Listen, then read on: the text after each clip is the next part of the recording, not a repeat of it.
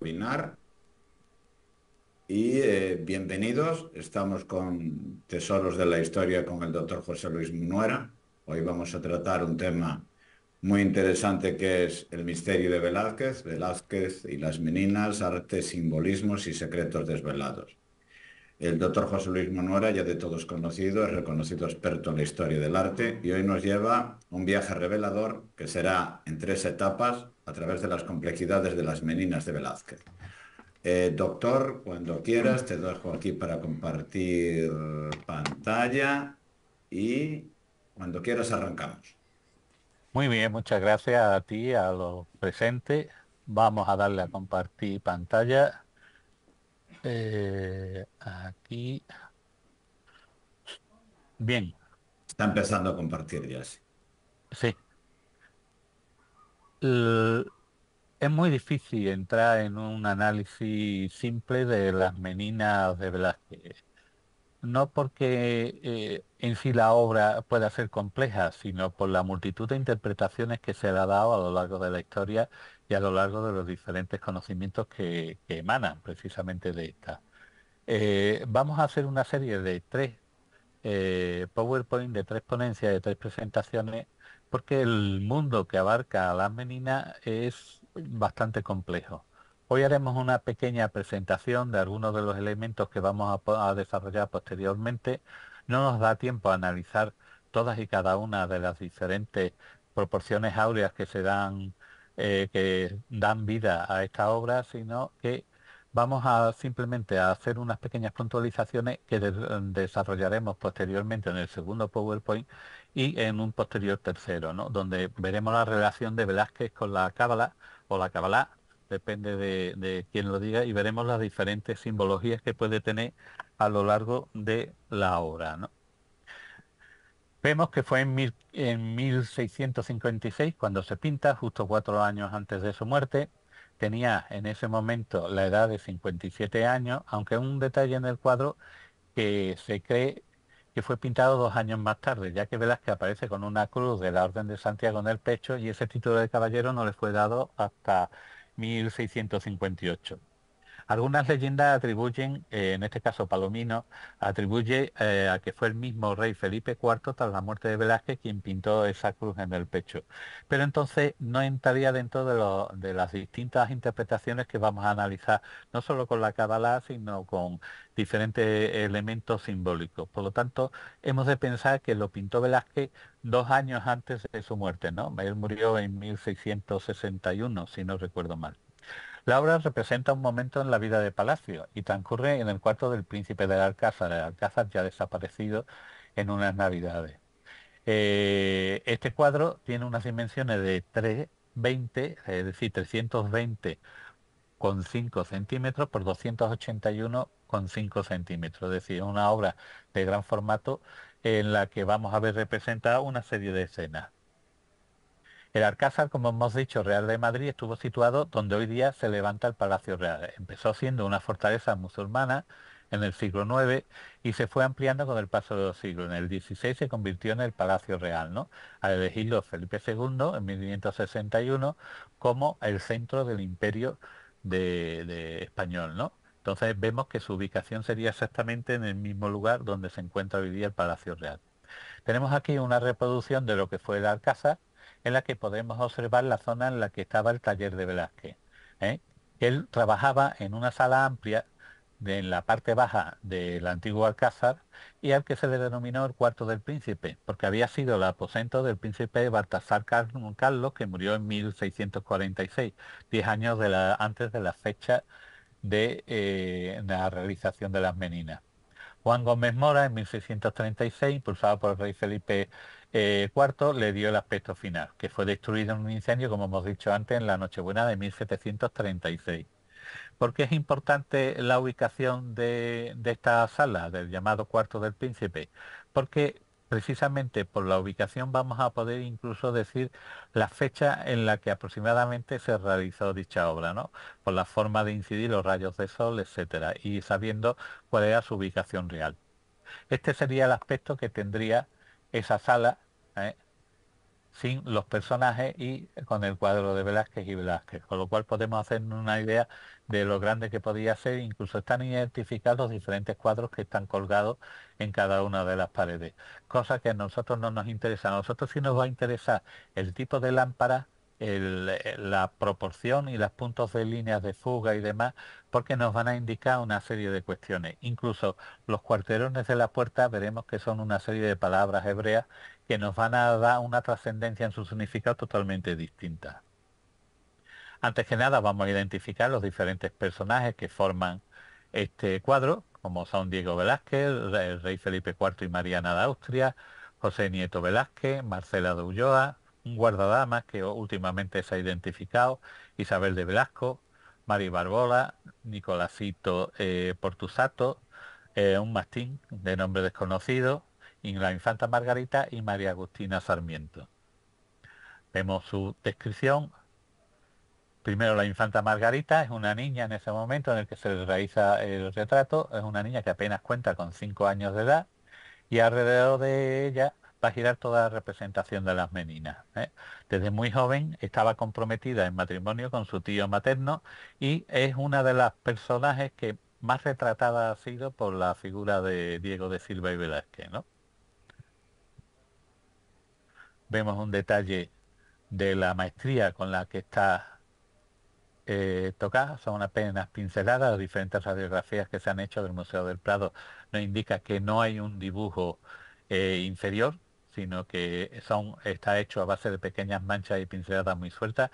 Vemos aquí, como lo que he dicho antes, que ya lo desarrollaremos a lo largo del segundo y tercer PowerPoint, en el que podemos interpretar algunas letras hebreas que van a indicarnos parte del significado de la obra final, ¿no?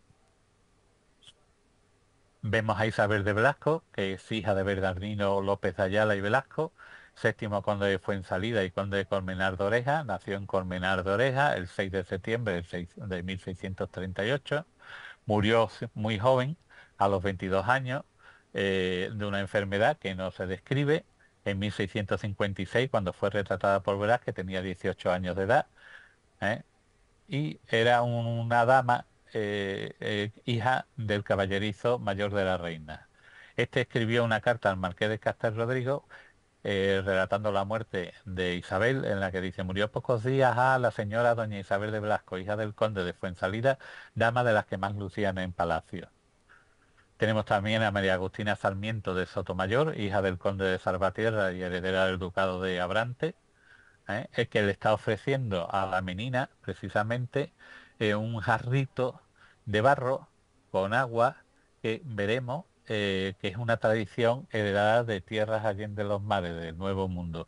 Desarrollaremos también en el segundo PowerPoint el significado que tiene justamente la representación de ese jarrito.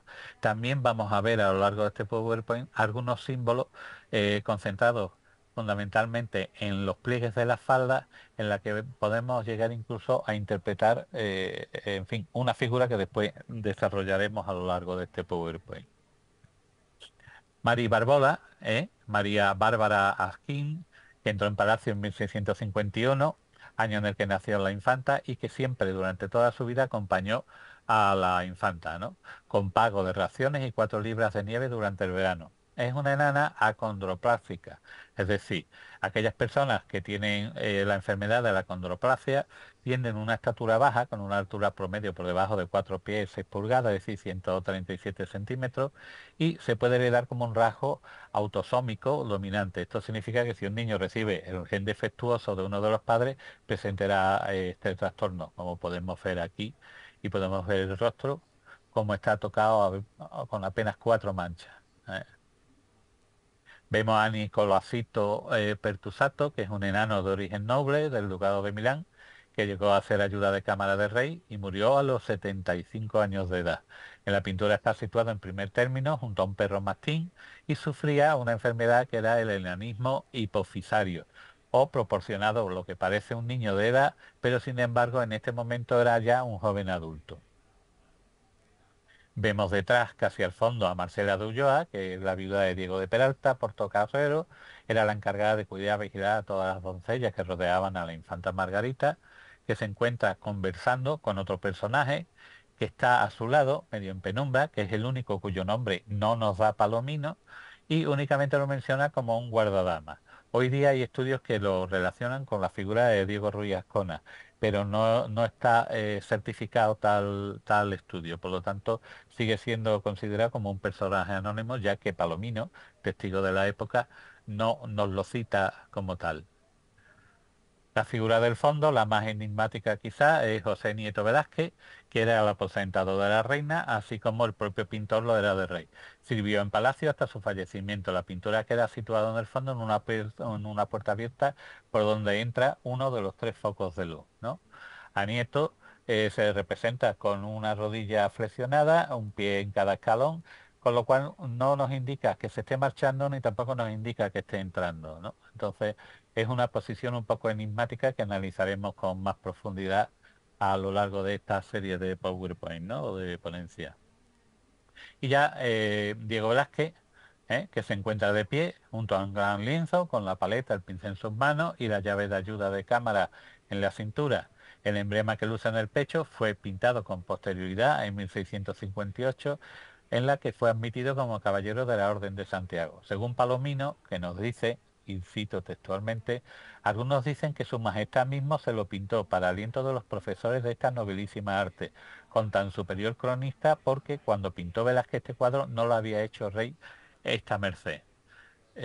Sabemos que Felipe IV era un gran aficionado a la pintura, de tal manera que Juan de Pareja, que era el esclavo negro de Velázquez, pues resulta que también era pintor y ayudante de Velázquez en el oficio de la pintura, pero él quería subir de rango, de tal manera que cuando se da cuenta que el rey va muy a menudo al estudio de Velázquez a ver la obra que está realizando, él pone obra suya cara a la pared y al pasar el rey ve ese lienzo cara a la pared y como era un poquito cotilla también y muy aficionado al arte, le dio la vuelta y vio que era un cuadro de una factura buena, ¿no?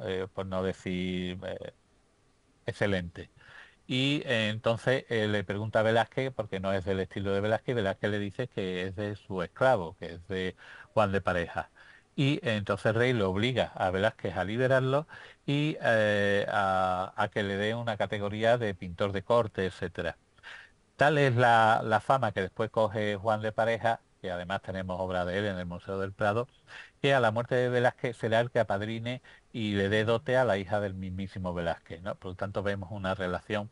Y además es un detalle, el retrato que hace Velázquez de Juan de Pareja es un retrato que hace para hacer mano para el retrato que posteriormente hará de Inocencio X, ¿no? Que, que si alguno habéis tenido la suerte de verlo en directo, es un cuadro más que impresionante, ¿no? Es un cuadro que está todo en tono rojizo y sin embargo no hay ni un solo rojo. Es interesante y sería cuestión de un análisis de por sí solo, ¿no? Cosa que no vamos a realizar al menos en este PowerPoint. Vemos las figuras 10 y 11, que sería Felipe IV y su esposa Mariana de Austria, que aparecen reflejados en un espejo colocado en el centro y en el fondo del cuadro, lo que parece indicar que precisamente es el retrato de esos monarcas el que está pintando Velázquez, ¿no?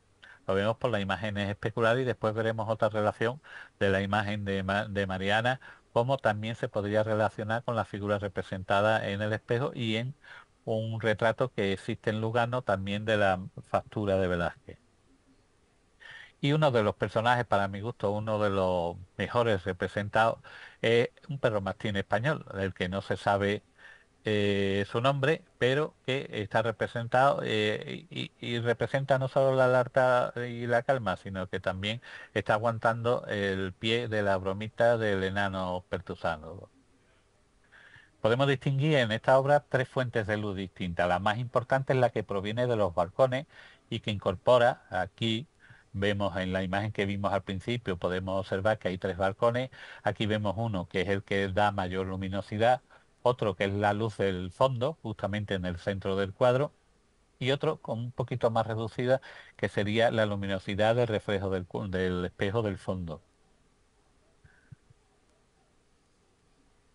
En el esquema geométrico de la composición de las meninas vemos que el amarillo es el eje del centro, Es decir, el cuadro hacia arriba tiene una cantidad de espacio, hacia abajo tiene la misma cantidad. El azul, que es el eje del tercio de la imagen, que coincide además con la línea de tierra, y esta a su vez coincide con la mirada de la infanta. El verde, que es el punto de fuga geométrico, que va a venir aquí. Todos los elementos van a venir al centro, ¿eh? Y el rojo, que es el punto de fuga de los reyes.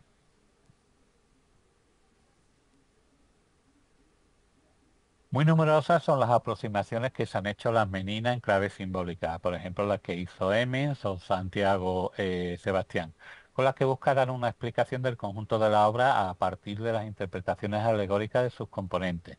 Así pues, César Ripa, en la iconología Overo Descripciones del Imagini Universali, nos dice que posiblemente la enana María Barbola se representaría la envidia. Es decir, estamos hablando de que las meninas podría ser simbólicamente una representación de los pecados capitales, ¿no?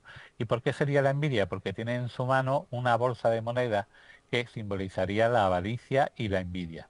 El enano Nicolásito, que molesta al perro, sería el mal o la locura, importunando a la fidelidad, pues el mal aparece en los tratados de iconografía como un personaje vestido de rojo, que además lo podemos relacionar con la figura del diablo, que siempre se representa de color encarnado, los mismos demonios, ¿no? Y el perro es, entre otros, símbolo de la fidelidad y de alerta ante los distintos peligros, tanto de la carne como de la vida diaria, ¿no? El riesgo de tales explicaciones para Julián Gallego es que acaben reduciendo la interpretación del cuadro a una charada, a un teatrillo, ¿no? Como también nos dice Jonathan Brown, que se toman como motivos incidentales imputando a objetos y personajes una significación que quizás no posean, llevándolo a la subjetividad del intérprete. Y ese es el problema que tenemos cuando hacemos una interpretación de una obra de arte, porque precisamente va a tener una lectura totalmente distinta dependiendo del personaje que la vea, ¿no? Por ejemplo, va a depender de su cultura, va a depender del nivel de formación, que no tiene por qué corresponderse con el nivel de cultura. Va a depender del conocimiento y de la capacidad de poder interpretar cada uno de los elementos dentro de esos elementos básicos que hemos dicho antes, de cultura, conocimiento, etcétera. Va a depender de su vida, es decir, de la experiencia personal que tenga hacia una interpretación u otra. Y va a depender también de los diferentes elementos históricos, su ubicación, etcétera. Con lo cual vamos a ver que existen diferentes niveles de interpretación y no todos son correctos y no todos son erróneos. Por lo tanto, cuando hablamos de una interpretación de una obra de arte es muy difícil poder saber exactamente lo que pretendía el artista, y en el caso de las meninas más difícil todavía, porque el personaje de Velázquez es un personaje bastante oscuro dentro de lo que sería el tratamiento de artista, ¿no? Porque era un individuo que tenía mucho afán de crecimiento económico, de pompa, de boato. Para él era importantísimo la Cruz de Santiago, era importantísimo tener un recorrido dentro de lo que era la corte, e incluso se le atribuye a Mantuelas y demás de sus viajes por Italia y demás. Por lo tanto, un personaje bastante curioso, que gracias a Dios no afecta a lo que sería su producción, ¿no? En respecto a lo que es el personaje y a lo que es el artista. Yo creo que la obra de arte supera siempre al artista en todos los sentidos, ¿no? De hecho, vamos a ver una serie de elementos que yo no sé, no puedo afirmarlo, a pesar de que lo voy a defender, pero no puedo afirmar que de verdad el artista sea consciente de esas casualidades que se representan en esa extensa por tamaño y por profundidad obra de arte que estamos analizando aquí, como son las meninas.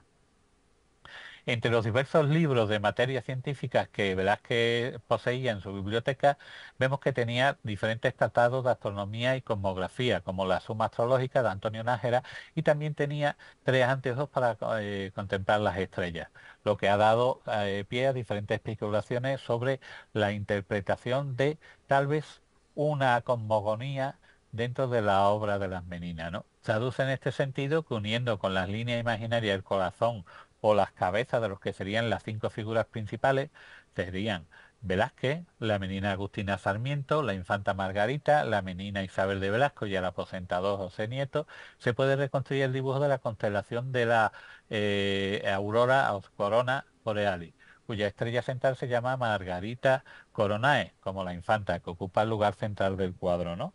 Como vemos aquí en la representación de las meninas, y la cosmogonía a la que se le aplica. En su libro La magia de las meninas, en Madrid 1978, Ángel del Campo francés publicó muchos de los secretos de la obra de Velázquez, ¿no? Como por ejemplo, como catedrático que era, la solución al problema que yacía en el empleo de los diferentes espejos, porque él no, nos habla en su obra que cree que hay hasta 6 espejos que van haciendo las diferentes reflexiones de los personajes para hacer su ubicación, que después veremos unos planos donde se desarrolla esta teoría. El profesor Jacques Lassagne dice a conocer en Las Meninas, en Lausanne, en 1973, que el cuadro era en realidad una representación mágica y protectora de la constelación de la corona borealis que hemos visto anteriormente. Esto no es una cosa nueva, es decir, veremos en diferentes retratos de infantes y de infantas que están cargados de todo tipo de elementos de protección contra la magia y demás. Por lo tanto, podría también ser un cuadro amuleto, por llamarlo de alguna manera. Del Campo fue más allá y pudo precisar que en las meninas la constelación de Capricornio también desempeña un marcado papel protector. Efectivamente, si unimos las cabezas de los personajes del cuadro, de todos los personajes, incluyendo el perro, obtendremos esta constelación cuyo círculo protege a los reyes en el espejo del fondo del salón. Como podemos ver en el esquema que vemos aquí, la representación de la figura de Capricornio era el signo zodiacal de la reina Mariana de Austria, que lo vemos aquí en la corona boreal en rojo y la corona borealis en amarillo abajo. Perdón. Todos los autores reaccionan a este hecho como un homenaje de Velázquez a la reina Mariana de Austria. Por la luz existente en el cuadro, ya sabiendo de la ubicación del salón en el antiguo Alcázar, se ha podido saber o se ha podido suponer, porque yo lo de saberlo me cuesta trabajo, que el cuadro fue pintado poco después de las 17 horas del 23 de diciembre de 1656, fecha del cumpleaños de la reina. Demasiadas coincidencias. De hecho, quien haya puesto este concepto eh, piensa que el cuadro se pintó en una sola jornada y eso es inviable, ¿no? Conociendo a Velázquez, que además es un pintor suyo y de sus arrepentimientos, es un pintor que además por la radiografía hemos podido saber que la ubicación de los personajes ha variado y podemos también saber que él se representa a sí mismo mucho más joven, con una vestimenta distinta y que posteriormente sufre diferentes cambios, todo eso gracias a las diferentes radiografías y espectrografías de infrarrojo, ¿no? Que en la que podemos ver las capas inferiores de la pintura. Por lo tanto, yo entiendo que sí podría ser en una fecha aproximada de 1656 a finales de diciembre o a mediados de diciembre, pero no creo que esa obra se pintara ni en un día, ni en dos, ni en una semana, evidentemente. Si tomamos los puntos de fuga de esta imagen, veremos cómo convergen todas las líneas ideales de las perspectivas que la componen, es decir, todas van a este punto central, a este personaje enigmático que no sabemos exactamente qué significa o qué va a significar en el contenido de la obra, pero sí el mensaje que está sosteniendo apoyando la mano en la puerta. Las líneas amarillas son los ejes centrales, como vimos anteriormente. Vemos que el cuadro se parte en dos exactamente, la parte superior, la parte inferior. Ya lo hemos visto antes, por lo tanto nos vamos a ahondar en esta cuestión. No solamente decir que la línea de horizonte coincide con la línea de los ojos de la menina, por lo cual nos daría un punto de vista un poco más bajo con respecto al punto natural que sería lo lógico que estuviera en la visión de Velázquez. Con lo que nos encontraremos que los dos personajes del fondo que están reflejados tienen una altura que está intermedia entre una persona que está de pie y una persona que está sentada, con lo cual podríamos decir que estaban posando o estaban sentados contemplando la escena, pero sentados, ¿eh? No de pie. Y sentados en una silla de cierta altura, como si fuera un trono o una silla elevada, ¿no? La dimensión de la tela que pinta Velázquez se proyecta de forma imaginaria con un ángulo exterior para dar la idea de tridimensionalidad usando la perspectiva cónica e isométrica. Lo vemos aquí, cuáles son los diferentes puntos de fuga y como siempre vemos que es un artificio que se usa mucho en el barroco y en el Renacimiento, los puntos de fuga siempre se encuentran fuera de lo que sería la figura real del cuadro. Velázquez incluye a los monarcas en el cuadro de una manera muy ingeniosa. Nos hace saber que está ahí, en la sala con los demás, aunque no los veamos en la escena. También hay otra opción. Si los reyes no acaban de entrar y han estado posando para el pintor, imagine que los reyes están sentados, porque verás que les está retratando, cosa que hemos visto con anterioridad, que la altura a la que están representadas con respecto al fondo del espejo, podemos ver que realmente sí estarían sentados. ¿Y por qué están sentados? Porque posiblemente el cuadro de esas dimensiones represente precisamente un cuadro, que además se encuentra en Lugano, en el que aparecen los dos personajes, los dos monarcas, siendo retratados por Velázquez. Entonces, se levantan y a ponerse de pie el espejo capta su imagen. Velázquez deja de pintar y les mira, al igual que la infanta Margarita y los demás. Si esto fuese así, hay un misterio que quedaría resuelto. ¿Cuál? Pues el cuadro que estaba pintando Velázquez es lo que he dicho con anterioridad, el retrato de los reyes. Y para eso tenemos incluso la visión especulada de lo que se refleja en el espejo con el retrato que hemos citado anteriormente en Lugano. Según cómo lo interpretemos, desvelamos varias cosas que en realidad no vemos.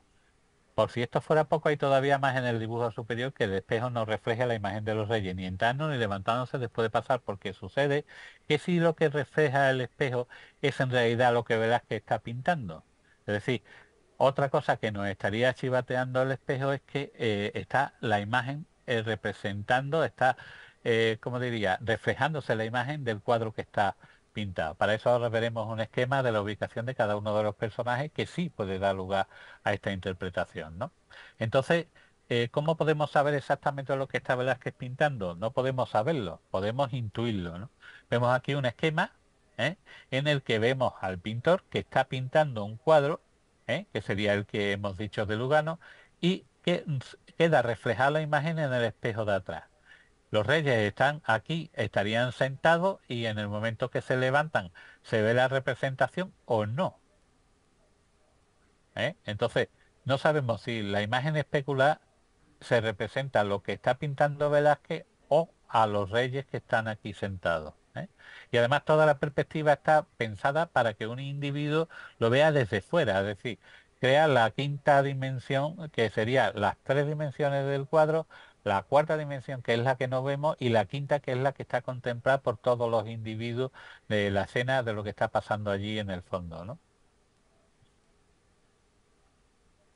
La composición podemos definirla en tres grandes círculos que lo veremos si viéramos la representación de estas figuras desde arriba, veríamos que la figura podemos hacerla en tres grandes círculos, ¿no? En el centro del primer círculo estaría la infanta Margarita, en el segundo estaría solamente el pintor Diego Velázquez y en el tercero encontraríamos la imagen especular y la del aposentador, ¿no? Otro análisis que nos parece interesante mostrar y que se refiere a las referencias matemáticas y geométricas que desarrollaremos con mayor profundidad en la segunda ponencia, es la formación de tres triángulos isósceles que marcan exactamente la posición de la infante y de las meninas, así como la conformación de una espiral áurea, que la veremos posteriormente, pero no solo de una.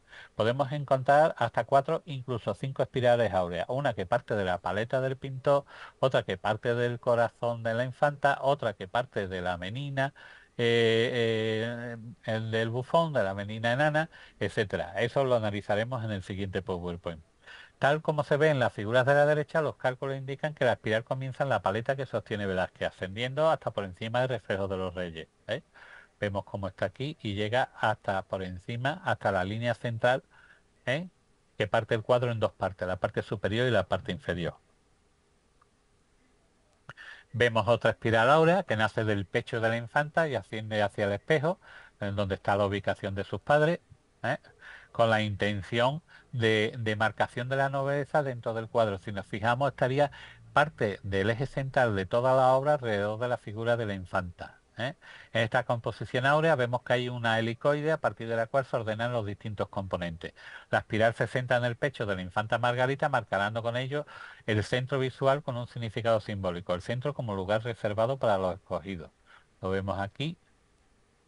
Vamos a ver un detalle, de la obra y cómo parte de ahí, como la figura del centro, la figura importante sobre la que radica cada uno de los elementos. En la cábala podemos interpretar como que la espiral representada en las meninas nace del centro del pecho de la infanta Margarita de Austria, es decir, de su propio esternón, El crecimiento proporcional de esta espiral consolidada sobre la superficie del lienzo viene a demostrar que las llamadas líneas de acotación, la sincronizada inclinación del viento que vemos de atrás, la posición de la lámpara central del techo llamada lámpara de Keter, el punto medio de la ascensión del tiento hacia el centro y la línea de tierra u horizonte, hemos visto que el tiento de Velázquez tiene una inclinación de 45 grados que llega a tocar la lámpara central, que veremos que va a ser la línea L sobre todo lo que sería la proyección de las diferentes proporciones áureas y de la división precisamente sobre el árbol de la vida cefirótico, que después veremos cómo se aplica en la obra de Velázquez. El punto medio de la ascensión del tiento hacia el centro y la línea de horizonte, simbólicamente el punto medio y anatómico del cuerpo de la misma infanta Margarita de Austria, marca un centro que tiene una representación como número de oro. Vemos aquí la representación de lo que sería la espiral áurea y vemos aquí cómo marcaría el centro justamente de esa representación del número de oro. Vemos aquí algunos estudios matemáticos para ver cómo sigue siendo el centro de muchos de los elementos trigonométricos y matemáticos. Y en la Cábala, la letra Tet del alfabeto hebreo corresponde a la significación mística asociada con el vientre, el útero, la espiral, el ombligo, centro y comienzo de la vida, que en el lienzo, compartimentado en partes iguales, recae matemáticamente en la persona de la infanta. Ahora después veremos que el lienzo se puede llegar, incluso por una publicación del Museo del Prado, vemos que lo divide en 72 cuadrículas con unas dimensiones simbólicas y, en fin, eso se desarrolla en un estudio que veremos con posterioridad, ¿no? Que está compartimentado en partes iguales y que recae matemáticamente, como hemos dicho con anterioridad, en la persona de la infanta. También esta letra representa el signo de Leo en el zodíaco, cuyo planeta regente es el Sol. Como vemos, siempre los reyes siempre se han vinculado con la figura del Sol como astro rey, de tal manera que representaría también la figura del imperio donde el Sol no se ponía nunca, ¿no? Vemos aquí la imagen de la representación astrológica de Leo como Sol. Los cálculos cabalísticos tienen un sentido matemático. Sobre esta obra se han hecho múltiples análisis a partir de la teoría de la Kabbalah, que veremos con posterioridad en el siguiente PowerPoint y en el tercero. Y en la figura siguiente se muestran las coordenadas geométricas que confirman la armonía entre las diferentes partes del cuadro. Quienes han realizado estos cálculos cabalísticos afirman que la imagen corresponde a la alegoría del eterno retorno, que es la letra Céfira Keter, que además estaría en el punto central de la lámpara, que va hacia la garganta del pintor Velázquez, convirtiendo el 9 en la letra Tet, símbolo del ombligo, el centro y la espiral cósmica, como hemos visto con anterioridad, anunciando a la vez un sinfín del comienzo de una nueva dimensión como número germinal, es decir, nos va a representar que es el principio del continuo. ¿eh? Y como tal continuo nos va a representar la eternidad y el elemento de que la realeza no tendrá fin porque son los escogidos por la divinidad, ¿no? Vemos aquí la cuadrícula que hemos citado, en realidad pertenece a la página 182 de la Anatomía de las Meninas, Realidad, Ciencia y Arquitectura, en el Boletín del Museo del Prado de septiembre-diciembre de 1986. Y dice textualmente, Velázquez debió de cubrir primeramente el lienzo con un sistema lineal o de rejilla, probablemente impuesto sobre la superficie con finas líneas de carboncillo y casi con seguridad con retículas individuales de medio o un pie para cada subcuadrado. Un pie equivale a un tercio de vara, que equivale a 0,278 metros, que hemos de recordar que es la medida que se usaba en aquel momento en el imperio. Esta retícula correspondía a la plantilla de la pantalla cuadriculada de tamaño reducido que utilizaban tradicionalmente los pintores. El marco de perspectiva, esto es el velo, descrito primeramente por León Battista Alberti en su de la pintura, libro que estaba en la biblioteca de Velázquez. Dados algunos precedentes históricos y físicos, casi con seguridad esta retícula pudo ser grabada en la placa visual de una cámara oscura. Es decir, aquí insinúa el Museo del Prado que Velázquez no solo hizo una retícula que está compuesta de 72 cuadros, que después veremos las dimensiones reales de cada uno de ellos, que tienen un marcado carácter simbólico, sino que además insinúa la posibilidad de haber usado una cámara oscura. Todos sabemos que que diferentes pintores como Hodgkin y demás defienden la teoría de que los grandes pintores usaban la cámara oscura, es decir, el reflejo invertido de la imagen a través de los rayos de sol al pasar por un pequeño puntito hecho en una tabla o en una caja que hace de modo de proyección invertida de la realidad, ¿no? Algunos cuando hemos estado al lado de una ventana hemos visto la proyección en la pared precisamente por algunos de los elementos. Pues esto es exactamente lo que insinúa en Anatomía de las Meninas, Realidad, Ciencia y Arquitectura en el boletín, y de hecho hacen un pequeño esquema en el que hacen el cálculo del medio pie. Aquí le dan al pie 0,139, pero en realidad el tercio de vara o el pie era 0,278 metros, ¿eh? Vemos aquí la ubicación de los distintos personajes, cómo estarían cada uno, A, B, C, cada uno tiene una denominación, y aquí vemos cómo sería la posible especulación de su ubicación visto desde arriba, ¿no? Con lo cual vemos lo que dijimos anteriormente, un círculo, dos círculos y el tercer círculo, ¿no? En los esquemas se representa, por ejemplo, A es Velázquez, B es la menina María Agustina Sarmiento, C la infanta Margarita, D la menina Isabel de Velasco, etcétera, ¿no? Vemos aquí el alzado, el punto límite inferior, ¿eh? El retrato de los reyes, que se considera que este es el retrato de los reyes y no el de las meninas, y aquí la representación de los reyes sentados, por lo que la misma línea es la que va a reflejarse posteriormente en el espejo. Vemos la comparativa de la imagen de Doña Mariana con el retrato asistente en el castillo de Rohones, en Lugano, ya citado anteriormente, con la imagen reflejada en el espejo de las meninas, y vemos que son casi especulares, ¿eh?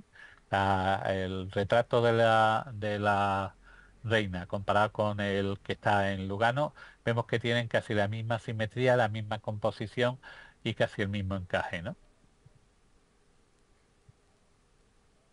Volviendo a la Cábala, diversos autores establecen una íntima relación entre las meninas y el árbol sefirótico o el árbol de la vida, que pasaremos a estudiar con muchísima mayor profundidad en el segundo y tercer PowerPoint. Este primero vamos a citar algunos aspectos que me parecen curiosos a destacar sobre esa aplicación del árbol sefirótico sobre la obra de Velázquez, ¿no? Vemos que Velázquez está inmerso en su autorretrato, que emplaza con exactitud el centro de la céfira número 8, que sería Job, el honor, en la cruceta de la Cruz de Santiago, que de acuerdo con la Kabbalah es la posición designada a la esfera donde el cabalista invoca con fe absoluta lo que desea conseguir en el plano material, que está conseguido con la cruz de Caballero de Santiago. La octava vestidura de Dios es la céfira denominada el honor, alabanza, gloria, es decir, Job, cuyo nombre es Elohim Tibot. Sus atributos son el misterio de la columna, el pie izquierdo, de aquí surge la antigua serpiente, la disciplina del Señor, rama, querubín, Aarón, hijo del rey, muelas de molino. Este es el canal por el cual Dios fluye hacia los arcángeles y a través de la inteligencia Miguel hacia el cielo del Mercurio. Es la causa y el origen de los animales. Esto está extraído de la página 294 de la Cábala hebrea, el capítulo octavo, en fin, y es de Athanasius Kircher. Aquellos que les gusta la Cábala o conocen la Cábala saben la figura de Athanasius, la importancia que tiene en general.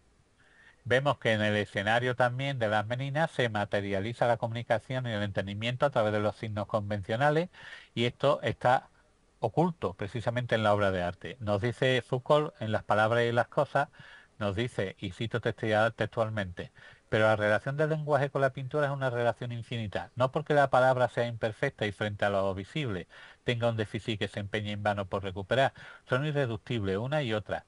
Por bien que se diga lo que se ha visto, lo visto no reside jamás en lo que se dice, y por bien que se quiera ver por medio de imágenes, de metáforas, de comparaciones, lo que se está diciendo, el lugar en el que ella resplandece, no es el que despliega la vista, sino en el que se definen las sucesiones de la sintaxis. Es decir, aquí vemos cómo la lámpara va a representar el centro de la Da'at, que representaría el conocimiento, la forma de expresarse a través de lo representado. Cada personaje, objeto, detalle de esta pintura en particular tiene una imagen alegórica y activa con la cultura mágica cabalística. Por tanto, la interpretación de las meninas tiene que tener una afinidad directa con su fuente de inspiración, que son tres, fundamentalmente. El primero es Diego Velázquez, que expresa su trabajo cabalístico. El segundo es el cargo de la infanta, que promueve una heredera legítima para el reino de las Españas. Y si se sabe el cómo y el porqué de lo que se pinta, es un rito iniciático con el beneplácito de la cábala.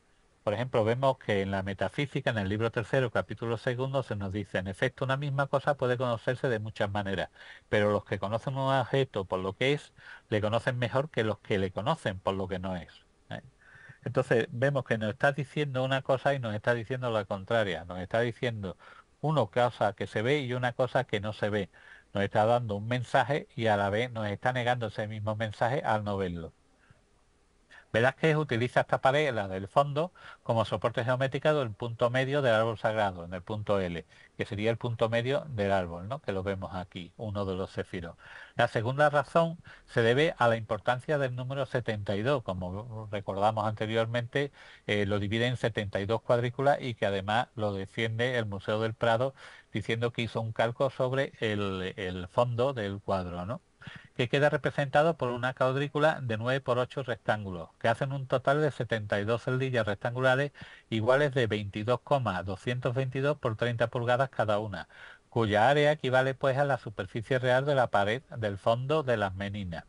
El número 72 nos lleva pues al nombre dividido, número que coincide al conocimiento de la palabra secreta del verdadero nombre de Dios. Por lo tanto, vemos que está haciendo aquí un canto a la cábala y a su representación simbólica. Vemos aquí cómo sería la ubicación del árbol sefirótico dentro de lo que serían los 72 cuadros representados por las meninas, ¿no? Vemos el contenido simbólico, cómo se representa cada uno de los elementos que analizaremos con mayor profundidad en el segundo PowerPoint.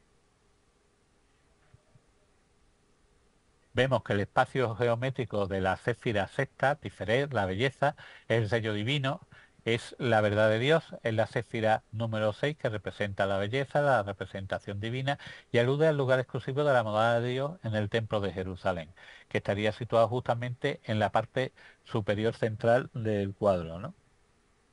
Athanasius Kircher, que ya lo hemos citado con anterioridad, sacerdote jesuita, políglota, erudito, estudioso orientalista de espíritu enciclopédico y uno de los científicos más importantes del siglo XVII, añade en latín los siguientes contenidos, traducidos. La sexta vestidura de Dios es la céfira denominada la belleza, Tiferet, cuyo nombre es Jehová. Sus atributos son la especulación iluminadora, el árbol de la vida, el placer, la línea media, la línea verde que rodea el mundo, la ley escrita, el gran sacerdote, la salida del sol, las especies púrpuras, los 72 naciones de la tierra, su sello es la verdad de Adán, el misterio que se halla en la tercera letra del tetragramatón, del nombre supremo y Adán del cielo, árbol plantado en medio del paraíso. A través de Tiferet, por eso se encuentra en la parte central, representando el árbol plantado en medio del paraíso, que sería la relación con el árbol sefirótico o árbol de la vida. Por lo tanto, vemos que ya nos planta un esquema en el que va a representar a un lado y a otro lo que sería la generalidad de ese punto central que va a representar el árbol sefirótico, ¿no?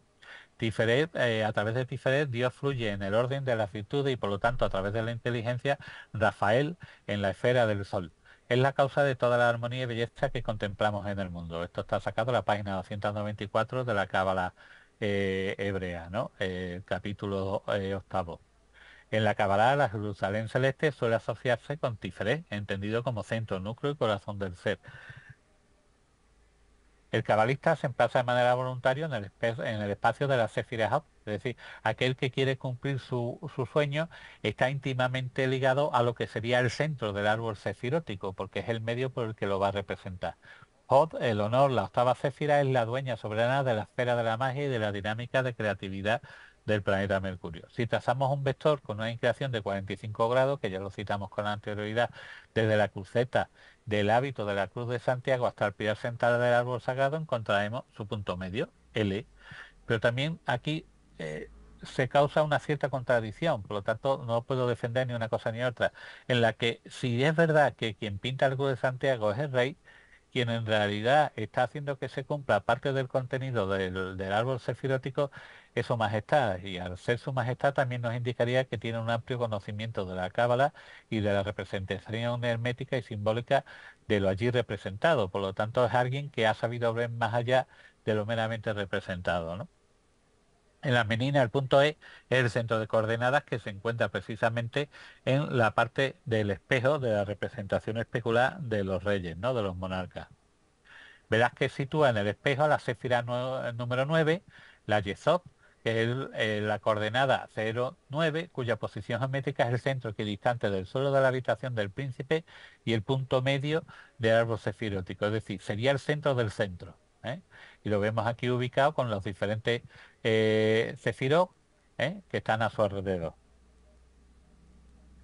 Vemos aquí los 4 cefirot inferiores, como sería la representación del espejo, la representación de la cruceta, de la cruz de Santiago, la del jarrito y la de la cabeza de una de las meninas, ¿no? Y algunos autores creen ver en diferentes manifestaciones camufladas entre los vestidos de los personajes de las meninas, ¿no? Vemos aquí, por ejemplo, un emblema hexagonal semi-escondido en las luces resaltadas de los pliegues de la falda de María Agustina Sarmiento, lo vemos aquí con una forma hexagonal, ¿eh? En el que podemos descubrir en esa enseña supuestamente la intención de representar el sello de Salomón. Ahora veremos por qué, qué importancia tendría ese sello de Salomón con respecto a las figuras representadas allí. Y además podemos ver la intención de hacer una caricatura de rey Felipe IV, ¿no? Lo podemos ver sobre lo que estaría basado, que sería en la moneda de 4 maravedíes, acuñada en Granada en los tiempos de Felipe IV. Vemos aquí la forma de la nariz, el mentón prominente, el bigote, y nos dice Palomino, el entrecejo muy alto, de cabellos largos plateados, estrecha frente, casi cerviz, pesada y larga nariz, y por otra parte un exuberante labio inferior gigante abre paso a la gangosa boca de este busto, sobre el que se dibujan las caras, las líneas esculturales de su bigotudo perfil, que también lo vamos a ver en uno de los cuadros de Velázquez, en el que va a representar a Martínez Montañés, y vemos cómo está aquí abocetado el retrato de Felipe IV. La obsesión de los Austrias por legitimar la herencia del rey Salomón podemos verlo en distintos modos. La corona imperial del Sacro Imperio Romano-Germánico llevaba la leyenda de Rex Salomón, rey Salomón. La Orden del Toisón de Oro anhelaba recuperar Jerusalén en una nueva gran cruzada. El entronque salomónico, como máxima aspiración de las Austrias, culminaría en el Officium Salomoni, que se iluminó en 1520 en Flandes para el emperador Carlos V. La planta del monasterio de Escorial está basada en las descripciones del templo de Salomón por los diferentes autores antiguos. Las estatuas de David y de Salomón franquean la entrada de la basílica del Palacio del Escorial. En el monasterio del Escorial, la figura de Salomón se sitúa en el centro de la biblioteca en un fresco junto con la reina de Saba. La imagen del rey Salomón, como ya hemos observado en las meninas, quedó reservada para el propio rey Felipe IV, al igual que la representación de Salomón en el centro de la biblioteca del Escorial, en una pintura al fresco del pintor Pellegrino Tibaldi, al lado de la reina de Saba, como corresponde al arte ego de su abuelo Felipe II, pintura que vemos a continuación, ¿eh? En la que existe la alegoría simbólica en hebreo que dice todo tiene número, peso y medida, dando a entender que todo lo allí representado, no solo aquí, sino a lo largo de su reinado, tiene diferentes significados. No solo tiene peso, tiene medida, sino que también tiene otro significado simbólico de mayor profundidad. Esta frase está extraída del libro de la sabiduría, del 11 al 20. Y la próxima ponencia será sobre Velázquez y la Cabalá, en la que analizaremos todos y cada uno de los elementos de los diferentes cefirot del árbol cefirótico. Tenemos aquí una pequeña bibliografía de lo consultado para la realización de esta breve ponencia. Y también tenemos una webgrafía para aquellos que quieran consultarla, que puedan parar la imagen del vídeo, a pesar de que en el último se dará la bibliografía completa de los tres ponencias, para que el que quiera investigar un poco más sobre lo aquí dicho, porque la Cábala es un lenguaje muy problemático y es solo para iniciados, entonces hay mucha cantidad de simbología que la verdad es difícil de entender si no se tiene un mínimo de iniciación en la cuestión, ¿no? Yo soy totalmente lego en el tema. Simplemente he investigado un poquillo y hemos podido sacar esas conclusiones. Quedo a vuestra disposición para lo que queráis. Comprendo que es un poco difícil la ponencia, ¿eh? No, en primer lugar, muchísimas gracias. Como siempre, tú rompiendo cánones y asombrándonos un poco con ese conocimiento oculto que hay detrás de las obras. Esto no ha hecho más que empezar, ¿eh? Totalmente, totalmente. Ya verás. El segundo es mucho más complejo. Damos paso a Elizabeth. Sí, tu pregunta, por favor. No se te escucha, Elizabeth. Conecta el micrófono. Ok. Primeramente, gracias, profesor Munuera. He aprendido nuevas cosas muy interesantes. Sabía cosas que no sabía y me ha llamado la atención. Yo quiero solamente preguntarle, yo no he estado en el Museo del Prado, pero he escuchado que cuando hicieron la restauración, duró más o menos, creo, 2 o 3 semanas y eso me llama la atención porque no había mucho que cambiar de repente. Pero la pregunta sería, ¿utilizaron en esa restauración la cabala también o la tomaron en cuenta o solo hicieron una limpieza? Porque 3 semanas me parece muy poco. No, eso es una limpieza nada más. Ten en cuenta Ah, que lo que importa, la aplicación de la cábala es en la composición. Y es una composición de carácter geométrico y matemático. Es decir, no está nada puesto ahí al azar, está puesto de manera muy medida y muy intencionada. De hecho, el mismo Museo del Prado, cuando publica, hace esa publicación en la que hace referencia al uso de una posible cámara oscura y hace referencia a las 72 cuadrículas, es porque intuyen que hay un elemento de conocimiento en un sustrato inferior que ellos no llegan a valorar con la suficiente profundidad, ¿no? Y es un problema porque puede dar lugar a dos tipos de interpretaciones, la que de verdad es y a la que de verdad se supone. Y claro, no podemos saber la verdad salvo que estuviera el mismísimo Velázquez para contárnosla, ¿no? O que hubiese dejado escrito su intención simbólica. Pero conociendo el profundo conocimiento que tenía Velázquez de la mitología, conociendo que hace un siglo casi que se había expulsado a los judíos de España, que el conocimiento de la Kabbalah y de las tres religiones del libro perviviendo en muchas ciudades, como son Toledo, como son Sevilla, como son el mismo Madrid, nos da que pensar con respecto al profundo conocimiento que pudiera tener, ¿no? Y sobre todo ese afán de alcanzar un cierto nivel, como te diría, nobiliario, indica unos orígenes bastante humildes y indica además un conocimiento extraño. Tenemos de pensar que Velázquez es un pintor sevillano que aspira desde el primer momento a intentar llegar a la corte. Y eso, y el conocimiento que tiene de una biblioteca extensísima. Hemos de pensar que los libros no es como ahora, que pega una patada y salen 18. No. Antiguamente era muy difícil hacerse con un libro y era muy difícil tener una biblioteca del carácter como la que tenía Velázquez, que era una biblioteca muy completa con astronomía, con matemáticas, con tratados de pintura y con libros de carácter hebraico o de cabalísticos, ¿no? Por lo tanto, es una figura que tiene una formación intelectual interesantísima. Yo desconocía el dato y lo he descubierto aquí haciendo esta investigación. Desconocía el dato de que él tuviera unas lentes para mirar las estrellas, ¿no? A modo de catalejo. No, en un principio no se me hubiese ocurrido que Velázquez tuviera ese interés por la cosmogonía. Y es muy curioso porque a la hora de representar tanto la Borealis como representar el signo de Capricornio, están excesivamente bien colocados las cabezas. Es decir, que no creo que se pueda dar lugar a la casualidad ni que se dé lugar a algo que no sea la mera intención del artista, ¿no? Entonces es complicado porque es casualidad. Yo creo que no, yo creo que el artista sabía perfectamente lo que quería representar y como un homenaje de alguien, un siervo, hacia su reina y hacia la infanta, pues que hiciera ese juego cabalístico de hacer la estructura de la Borealis y de hacer la estructura de Capricornio uniendo todas las cabezas, incluso las del perro. que también nos indica mucho de la calidad de persona de Velázquez, porque además representa muchas veces a los perros y los representa algunos de carácter casi de manera fotográfica, porque los corta por la mitad en el retrato de casa de Felipe IV, etcétera, y aquí nos lo incluye como el personaje más ajeno de todo, pero además el que le da cierta importancia, cierto peso, cierta dignidad, ¿no? Al menos a mí me lo parece, es que yo soy amante de los perros. Perfecto. Pasamos ahora a Kevin Pizarro, por favor, tu pregunta. Buena, buena, profesor. Muy No, me buena. llamó la atención cuando usted nos dijo que había cuadros de protección. ¿Le podría dar un nombre de alguno?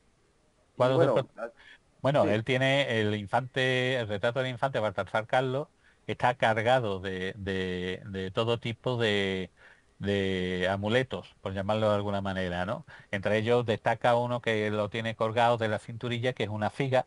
La figa es el elemento este del dedo pulgar entre otros dedos y demás, que es un signo de protección contra el mal. Y eso era una cosa muy común. Entonces, él que hiciera una representación precisamente en un cuadro como la Menina era una forma de proteger contra la magia, en aquel tiempo se pensaba mucho en ella, de la familia real y de, en este caso, la sucesora, ¿no? Que sería la infanta Margarita. Pero el problema es eso, es decir, se representa y se representan multitud de ellos, no solo lo representa Velázquez, ¿eh? Se representan mucho con, ya te digo, busca el retrato del infante Baltasar Carlos y si no, en la próxima le incluyo esa diapositiva como ejemplo para que lo vea. Incluso te aumento la imagen porque tengo muchas diapositivas de cuando hice el doctorado. Una de las cosas que hice fue ir al Museo del Prado cuando se permitía y hacer fotografías, diapositivas. Ahora ya no se permite, ahora te cobran 50 euros por cada fotografía, a pesar de que los mantenemos nosotros. bueno, una segunda preguntita.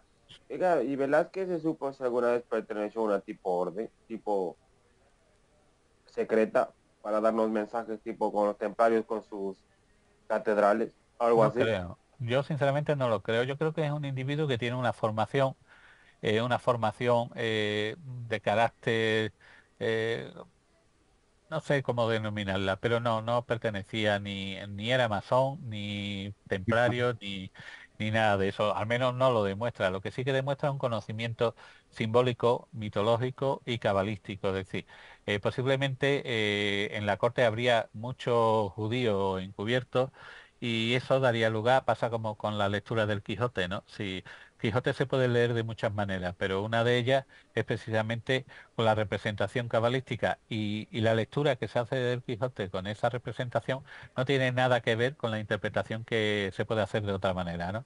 Entonces son lenguajes, son lo que se denominan hoy día metalenguajes, es decir, lenguajes que incluyen otros lenguajes dentro de cada uno de ellos y a su vez el lenguaje incluido puede a su vez incluir otro tipo de lenguajes, con lo cual estamos entrando como pasa con las gárgolas, podemos hacer hasta 7 niveles de interpretaciones distintos y estamos entrando en una profundidad que por desgracia esa riqueza del lenguaje, esa riqueza del conocimiento se ha perdido. Es decir, hoy día basta con ver Eurovisión para darse cuenta de hasta dónde estamos llegando.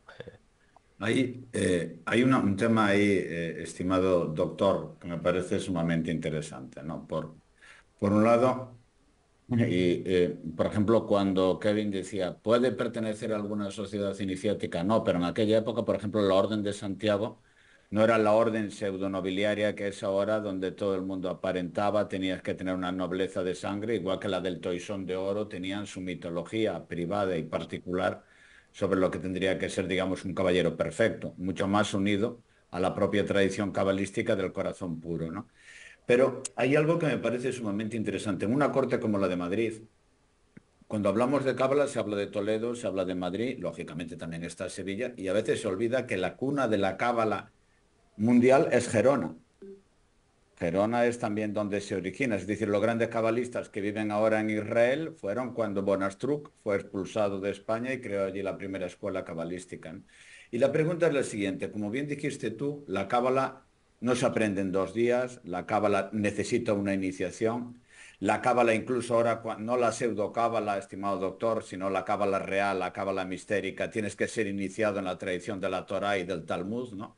Entonces la pregunta es, ¿cómo un hombre de su tiempo tiene un conocimiento tan profundo, casi rabínico, de un conocimiento que estaba vetado y que además estaba la Inquisición detrás por mucha protección del rey que tuvieras. ¿Cómo crees tú que, porque por libros, los libros se cuidan solos y mucho más los de los secretos, ¿no? ¿Cómo crees tú que un pintor de su tiempo tuvo un conocimiento tan profundo de lo que es la ciencia cabalística en aquel tiempo, ¿no? Hombre, la corte era muy rica. Ten en cuenta que estamos hablando de un imperio. Y en el imperio, la corte tenía que tener todo tipo de personajes. Pasa igual como si te vas a Italia, en Italia Ficino es el que desarrolla todo el tema del neoplatonismo y desarrolla diferentes corrientes que posteriormente dará lugar a su representación en el arte. Con los Medici creará el contenido cabalístico y hebraico de la Capilla Sixtina, que es el que estoy desarrollando ahora en mi nuevo libro. Entonces, yo creo que es fácil realmente acceder a ese nivel de cultura y más desde la corte. Ten en cuenta que incluso su mismo esclavo, Juan de Pareja, podía ser musulmán, podía tener conocimientos incluso de Kabbalah por aquello de la relación entre algunos tipos de judíos y la raza de color y demás. No es el concepto que tenemos hoy día de que un judío es blanco y punto, ¿no? En aquel momento había una mezcolanza de razas, había un tráfico de cultura en todo el mundo, gracias al imperio. Y ese imperio no era el típico imperio inglés o francés o portugués o americano que son exterminadores. No, el imperio español era un imperio de formación, de creación. No era un imperio de colonias, no, era un imperio de virreinatos, en la que el añadido nuevo, el habitante de esos nuevos terrenos colonizados, era español de pleno derecho en todos los sentidos y por lo tanto asumía la cultura. Fíjate tú que parte de la cultura de, de- de los pueblos mayas y demás, lo que es la ortografía, lo que es la estructura de ese lenguaje, lo hacen los jesuitas. Es decir, no solo no buscaban eliminar esa cultura, sino que buscaban fomentarla. Después tenemos cuatro desalmados, evidentemente, cuatro locos, pero son los menos. Tú mira en los lugares donde colonizaron los ingleses o los belgas y verás que lo que se busca es el exterminio, ¿no? O los mismos americanos que son colonos ingleses, la mayoría delincuentes que no han parado hasta extinguir casi las razas autóctonas propias de americanos. Pues esto es exactamente igual. Yo creo que había una amalgama, un crisol de cultura en la que un pintor con cierto interés por la cultura y el conocimiento podría haber sido iniciado perfectamente sin mayor problema, ¿no? Y viendo el perfil de Velázquez y la biblioteca que tenía, ya te digo, es muy difícil que alguien, sin ser un noble hijo de noble, pudiera tener una biblioteca de 117 volúmenes, ¿no? Y además una biblioteca de 117 volúmenes muy compleja, es decir, no hay libros que sean, sino que son libros que la mayoría tratan de arquitectura, de matemática, de cábala, de... Entonces es fácil que él tuviese tenido alguien, un mentor, algún conocido. Lo que pasa es que la figura de Velázquez es muy enigmática, no conocemos apenas cuatro datos de su biografía, pero yo estoy seguro que él, porque además no es un pintor muy prolífico, tiene ciento y pico obras, no es, y yo estoy seguro que él tuvo una formación de algún tipo, ¿no? O por la misma lectura. Ten en cuenta que el árbol sefirótico es casi de lo más representado y de lo más reproducido. Lo hemos visto en la fachada de la Catedral de Sevilla, cómo se representa el árbol sefirótico en la Puerta del Nacimiento. Y en la inmensa mayoría de catedrales que tú vas, te vas a encontrar casi siempre en la Puerta del Nacimiento, porque simbólicamente es un nacimiento a otro conocimiento, te vas a encontrar la representación del árbol sefirótico. Yo lo he visto en Salamanca, lo he visto, en fin, en León, lo he visto en multitud de Santiago catedrales está en muchos representados. sitios. Santiago, siempre se me olvida. Pues Santiago, Es en fin, verdad, está. te olvidas de Santiago. Tiras para la parte de abajo y te olvidas la parte de arriba, a Es nivel... que, hombre, claro, soy andaluz. Yo tiro para lo mío. Y Claro, le damos paso a Elizabeth, que tiene otra pregunta. sí. No sé si te escucha, Elizabeth, el micrófono. En este momento, en realidad quiero agregar algo, ¿no? Dices, cábalas es varias formas, ¿no? La dogmática y la artificial. Yo pienso que si vemos aquí figuras geométricas, lo que hacía Velázquez, pienso que era más artificial o la que se dice que no es más figural, ¿no? Ese es uno. Y la segunda pregunta, ¿qué estilo tenía Velázquez? ¿Renacentista, barroco oder ich weiß nicht, en welche estilo se puede ser el orden de su pintura? Te respondo primero a la segunda. ¿Ya? Velázquez tiene el estilo velazqueño. Totalmente. Es decir, no hay nadie como él en la pintura. Los temas son barrocos, evidentemente, pero su estilo es único en el mundo. Yo no conozco a nadie. A mí una de las cosas que más me enervaba cuando era joven, ya será que con la edad uno se atempera, pero cuando yo iba al Museo del Prado y vive Dios que he ido cientos de veces, lo que más me cabreaba era ver como de cerca tú veías un borrón, como que el tío ha cogido el pincel y lo ha limpiado en la superficie del cuadro. Estaba aburrido y dice, pues yo lo refriego por aquí y que le den. Y ahora te aleja un metro y ves una mano perfectamente con la uña, el brillito de la uña, y dices tú, y con perdón de la expresión, ¿cómo coño ha hecho esto?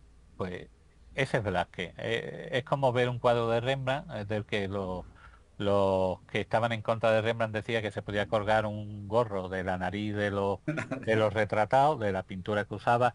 La pintura de Velázquez es única, es decir, es un señor que no utiliza el dibujo de base, que es un señor que trabaja la primera intenzione, como se dice en italiano, y es un individuo que trabaja a base de mancha, resuelve las cosas con mancha, no define. Las figuras, ninguna de ellas tiene un contorno, no hay un regrueso negro para perfilar. Tan solo le he visto eso en el bodegón que está a los pies de los borrachos. Hay una línea negra que marca un jarrón para dar ese contraste. Pero si tú te fijas aquí no hay ninguna línea negra que te marque nada y respondiendo a la primera pregunta, no es una cábala artificial la que él utiliza. Ahora después, en el segundo PowerPoint, veremos cómo en las puertas, en la parte de la puerta aquí, en cada uno de los casetones, hay todo un mensaje cabalístico, utilizando una serie de palabras hebreas que le dan un significado muy profundo tan solo a esta puerta, que qué casualidad, la puerta es o la salida o la entrada, es decir, podríamos verlo como una iniciación o como una salida de ese conocimiento hacia afuera, ¿no? Hacia los demás. Entonces, claro, lo vemos desde un punto, yo al menos lo interpreto desde un punto de vista simbólico, como algo de alguien que se está iniciando. Pero claro, en mi opinión, evidentemente, yo no soy Dios, pero yo entiendo que no es un conocimiento básico ni superficial.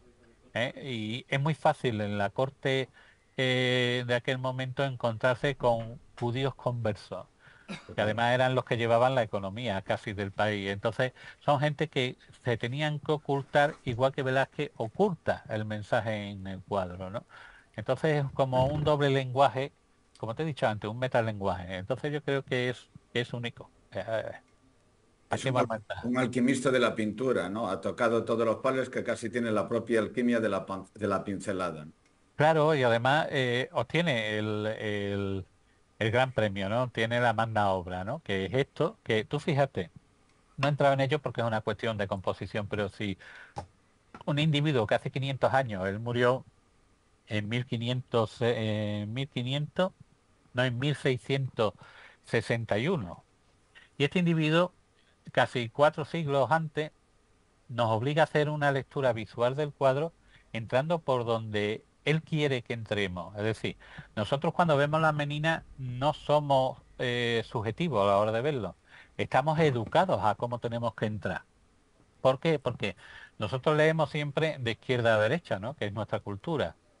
Bien, pues nos obliga a entrar por la parte superior del cuadro, hace que bajemos hasta la figura de Velázquez, nos hace dar la vuelta donde los reyes y hacemos un recorrido visual. Uy, se ha detenido la función de compartir. Bueno, hacemos un recorrido visual por todo el cuadro, hasta escaparnos por la puerta del fondo. Si fuéramos orientales, fíjate la universalidad de este individuo, que ellos leen siempre de izquierda a derecha y de arriba a abajo, haríamos el mismo recorrido. Es decir, espérate a ver si me lo permite. Haríamos el mismo recorrido, es decir, iríamos por aquí, iríamos de arriba a abajo y haríamos el mismo recorrido visual hasta escapar por esta parte del cuadro.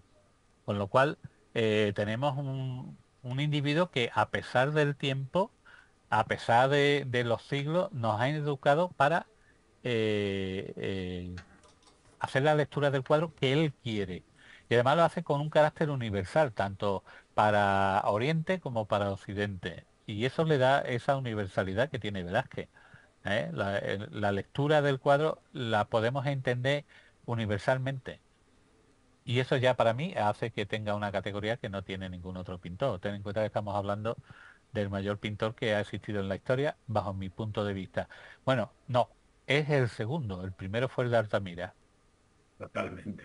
El de la cueva, que ese no tiene firma y nadie sabe quién No es. tiene firma, ¿no? Lo mismo le Pues pegaron por pintar la cueva. Lo totalmente, mismo no, era un niño. Y le totalmente. dieron Te imaginas, fue un niño desde su punto de vista infantil y al le, final la obra le de va el arte padre y le dice, ¿me has estropeado el salón? Pues toma, en el culete. No sabemos, pero evidentemente toda la historia universal del arte tiende a ir al comienzo, o tiende a ir a la representación gráfica, psicológica y cultural que nos encontramos en la cueva de Altamira, ¿no? Entonces, después Velázquez, después Rembrandt, y después hay una cantidad de pintores, pero fundamentalmente entonces, yo creo que se escapa a más, ya te digo, yo mi intención en un principio era por los conocimientos básicos que yo tenía de las meninas, digo un PowerPoint y despachado, pero no, son tres y me temo que a lo mejor acaban siendo cuatro, no lo sé. Voy por el tercero y la verdad es que cada paso que doy se abre otra puerta y si no se abre una puerta se abre una ventana y, en fin, pues y nada, da muchas claves porque incluso el jarrito tiene su porqué, tiene su sentido que está indicando el imperio, ¿no? El jarrito es una representación simbólica también mexicana y demás, y tiene su rito, y como tal rito lo explicaremos en uno de los PowerPoint, para que quede claro que nada está hecho al azar. pues estimado doctor, muchísimas gracias. A Estamos vosotros, pendientes de la próxima, como siempre, agradecidos por tu conocimiento. Generas más dudas que resuelves, eso es vaya importante. por Dios.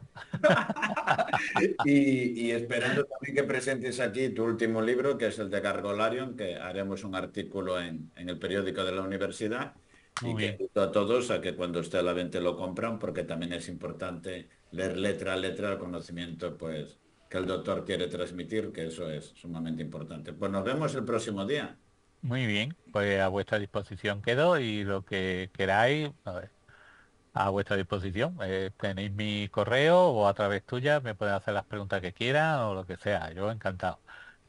Pues nada, gracias y nos vemos. Como siempre, muchísimas gracias. A vosotros, siempre. Un fuerte abrazo a todos, también gracias a todos los presentes. Ya sabes que la gente suele ser vaga y después se conectan. El lunes está todo el mundo dándole a verlo, no quieren dar la cara, quieren estudiar a Velázquez a través de las Bueno, sombras, ¿sabes? Del lo, velo de impo- Isis, ¿sabes? lo importante es que se divulgue, es lo único. Es decir, el conocimiento hay que darlo. Si lo oculta, que es por lo que yo estoy en contra de muchas de estas, ¿cómo te diría? Estas asociaciones, estos, pues porque hay que dar a conocer conocimiento, es fundamental para que la gente evolucione y tenga más puntos de mira, sea desarrolle un espíritu crítico, que por desgracia estamos viendo que no está en este país desarrollado, y se tenga una actitud beligerante con la línea oficiosa, de oficio. Nosotros tenemos que hacer una línea oficiosa, que es aquella del conocimiento. Y es importante el que se dé a conocer. Yo, cuando tú lo cuelgas, yo también lo cuelgo en mis redes sociales para que la gente lo vea. Es decir, es importantísimo conocer la otra cara que no se ve y que todo tiene... El problema es que nos conformamos con la superficialidad en la vida. Y no, hay que darle la vuelta porque realmente eso es lo que eleva el espíritu, ¿no? El ser consciente también conlleva cierto grado de intranquilidad y de insatisfacción, ¿no? Es más, no sé a quién le escuché decir que era más feliz el idiota. Pues, Bueno, posiblemente. seguramente sí. Pero bueno, es importante evolucionar, es importante conocer. Por eso hay que darle la mayor divulgación posible. ¿Eh? Pues nada, doctor, como siempre, que hoy no te he llamado maestro, te lo digo ahora para finalizar. Maestro, ya sabes, nos vemos y gracias por todo. Mira que eres pérfido. Totalmente, ¿oíste? Hay varios mensajes. El mensaje profundo, el de maestro con mayúsculas, no el de Sí, maestro con minúsculas. eso, porque los gallegos tenéis esa retranca, odioso. Un fuerte abrazo, venga. Venga, hasta luego.